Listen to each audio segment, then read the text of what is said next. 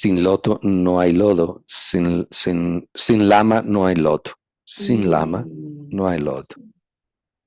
Isso. Português. Você quer dizer que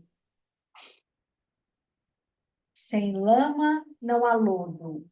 Uma coisa está interligada na outra. A cura vem pela dor. A dissociação vem pelo aquilo que é insuportável ficar. E a partir do momento que eu conecto, eu tenho a possibilidade da cura. E nós, terapeutas, somos uma ferramenta importante nisto. Isso fica muito claro no livro, né? Porque a Nina fala várias vezes, várias tentativas de intervenção, ela diz assim: dói demais, eu não quero falar sobre isso. Né? Você recua, aguarda um outro momento, né? E você dá um sorrisinho, né, quando eu falo isso, porque é o que você faz nos seus ensinamentos. Você recua como um bom pescador e aguarda. Sí, sempre com respeito, sempre com muito respeito, pero sempre também muito atento a me relacionar com todo o mundo complexo de uma pessoa. A pessoa que diz, não, não quero falar disto porque é muito doloroso, a sua dor também é seu, também é uma parte dele. E quando fazemos isto, estamos rejeitando uma parte de nós, excluindo essa parte de nós de ficar numa relação social. Assim que os terapeutas temos que aprender de relacionar-nos com a parte que está mais na superfície, que diz, não, não quero falar do meu dor, pero o meu dor é meu também. Assim que queda outra parte, fica sozinha, fica abandonada, fica invisível. Assim que os terapeutas temos que, Do mesmo sim, jeito que essa parte ficou invisível, desprotegida na primeira infância. do mesmo jeito, Então, o que a Nina faz com ela hoje com 20 é o que fizeram com ela com 5, 6. efetivamente. Eu digo, o trauma foi uma vez um assunto interpessoal entre dois ou mais seres humanos, pero agora mantém-se como um assunto intrapessoal. Da mesma maneira, tratamos nossa experiência, nossa dor, de uma maneira que é uma réplica de como foi tratado no nosso passado, digamos. E os terapeutas temos que ver estes mecanismos fóbicos, estas fobias, como fugimos da nossa experiência.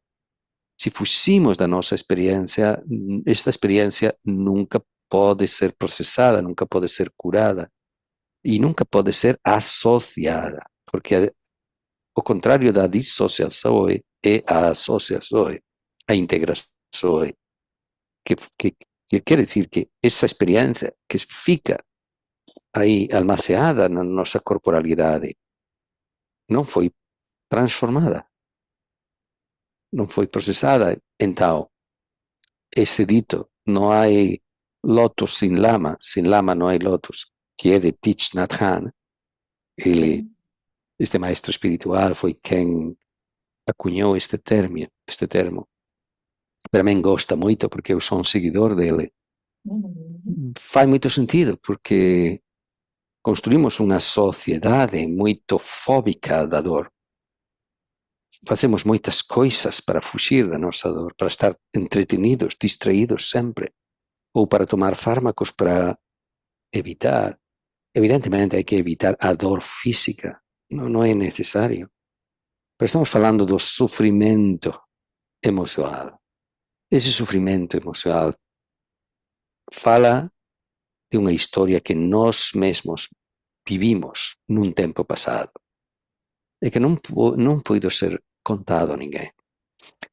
E se é verdade que para sobreviver temos muitas vezes que deixar esta dor a um lado, porque não há o ambiente, não há o contexto, não há o apoio para que essa dor seja bem tratada, bem recebida. Logo convierte em um hábito. E muitos anos depois, a pessoa sigue manejando sua vida emocional da mesma maneira, não Fielmente, permitindo, né? De uma fielmente. maneira leal aquilo que fizeram com ela. Sim, porque tem as lembranças. Quando eu mostro o meu dor, não é bem recebido, não é bem tratado. É julgado, é rejeitado, é humilhado, ou o que seja.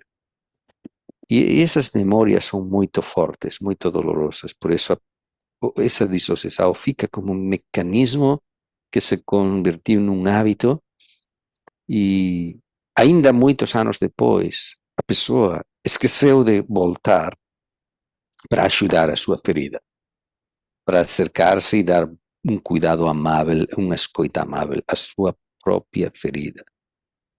Assim que esta é a minha ensinança, e porque é verdade que abraçando a nossa dor,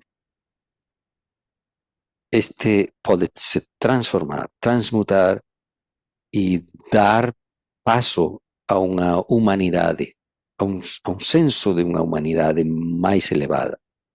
Isto que nos faz mais puramente humanos, o amor, a solidariedade, o altruísmo, a generosidade, a compaixão, são qualidades que nos destacam como humanos, pero que están taponadas pola dor, polo sofrimento, pola raiva, pola vergonha, todas as ah, manifestações emocionais em torno à dor. Você usa muito o termo no livro desesperança, né? Que a Nina não tem esperança. E a partir do momento que no processo ela passa a ter esperança, as defesas dela baixam e aí ela consegue começar a integrar a sua história. É verdade, porque o que é desesperança? É a renúncia ao que um dia foi esperança. E que não tem que ser Esperança, feito. esperança é o que esperamos. E o que esperamos, todos os seres humanos esperamos ser aceitados, esperamos ser amados, esperamos gostar, esperamos ser tratados com respeito e afeto. Esperamos que quando estamos sofrendo alguém venha perto de nós e conforte e acompanhe. Isto é humano. Não somente no Brasil, na China, na Índia, é a mesma necessidade.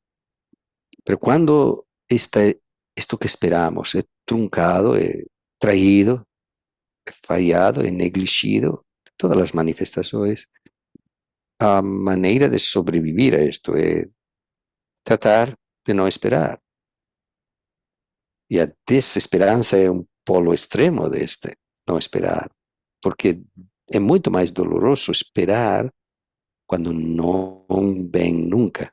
O outro não vem nunca, ou vem mal, ou vem de uma mala maneira. E tratar de sobreviver e de nos adaptar a viver sem amor, a viver aceitando dolorosamente. Não merecemos amor, não somos valiosos, Não não preciso, importamos, não precisamos, não. Exatamente, todos estes mecanismos que tratam de cortar o fluxo do sistema para buscar uma relação social que não é boa, é feia, uhum, e tratar de não sofrer mais.